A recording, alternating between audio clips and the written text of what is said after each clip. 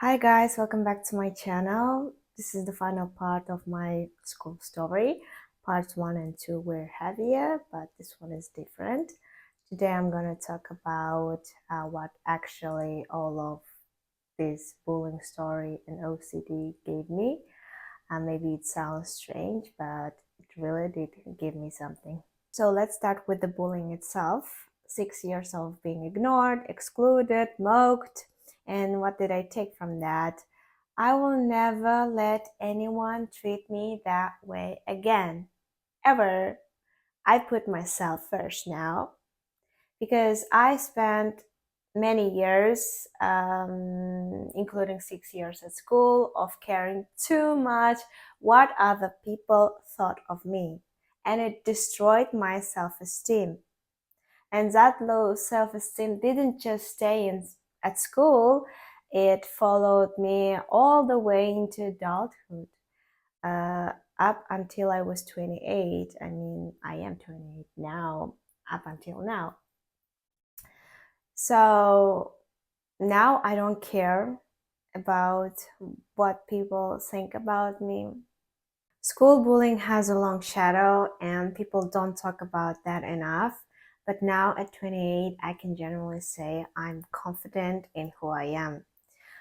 It's not something that I could have said a few years ago, but now I couldn't care less of what people think.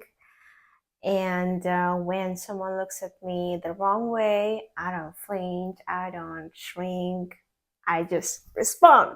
And honestly, nowadays, I think a lot of adults are still living in situations like the one I was in at school. Toxic workplaces, abusive friendships, relationships where someone constantly puts them down and they tolerate it like I did. And I get it because I was there.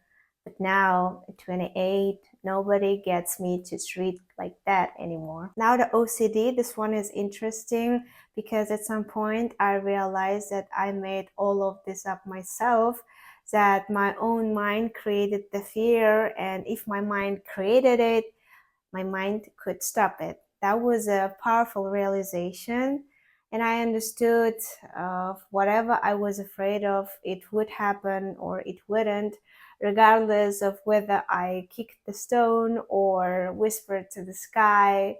If something meant to happen, it will happen anyway, and my rituals weren't saving anyone. And at some point I thought, okay, be that as it may, what will be will be. We're all gonna die someday. It's just true. And living in constant fear is not living at all. So I stopped and nothing bad happened. And the loneliness, this one surprised me the most because being alone taught me how to hear myself, my own voice, my own dreams, what I actually want. When you're not busy trying to fit in, to be accepted, to perform for other people, you find out who you actually are. And I found out that I love myself. I learned to rely on myself, to trust myself, because I will never betray myself. And when you love yourself, that energy is contagious and people around you feel it. Also, you become more empathetic, more open, more kind, not because you're trying to be liked, but because you actually feel good inside. And that loneliness gave me myself back. So yes, 6 years of bullying, 2 years of OCD, years of loneliness. I wouldn't wish any of it on anyone, but also I wouldn't trade what it made me: confident, boundaried, and free. And if you're going through something hard right now, I'm not going to tell you it's a gift because it's annoying to hear when you are in the middle of it. But I'm gonna tell you this: you are building something even when it doesn't feel like it. So I'm Dinara and I'm figuring it out.